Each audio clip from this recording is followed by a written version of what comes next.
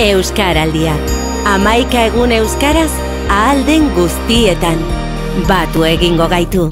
Nik euskara ikastolan jaso neban, nire gurasoak ez ziren euskaldunak, erdaldunak ziren, baina argi eukien, bai nik eta bai nire nebak euskaldunak izan behar ginala, euskaldiztunak, eta hortan ezitu, eta orduan garai horretan apostu egin eben, eta gaur egun eskertzeko moduko gauza bat da, ez? Lanerako eta familiar artean etpe bai, eta lagunekin eta giro nahiko euskalduna daukat bebai zorionez, eta egunerokotasunean oso baliogarri daukat eta asko estimatzen dut.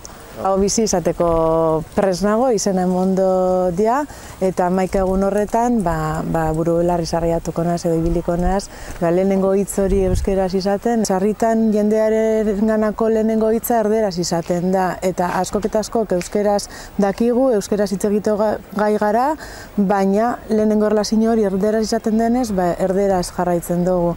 Orduan ikuste dut euskaraldi honek sorpresa posgarriak edo positiboak ezagutzeko aukera emongo dauzkula, hildur asko daukaguz eta lotza emoten dauzku. Nik uste dut jarri eskero edonork zeo zer behintzat egiteko kapaz garala.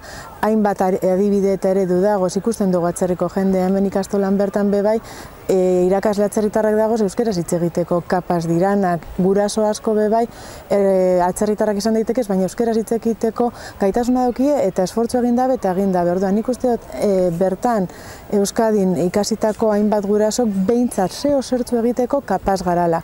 Beraz, animatu eta 11 egun horretan albada egitea, eta gehiago bada hortik aurrera bebai saiatu albadira eta jarraitu albadabe, animatu eta aurrera.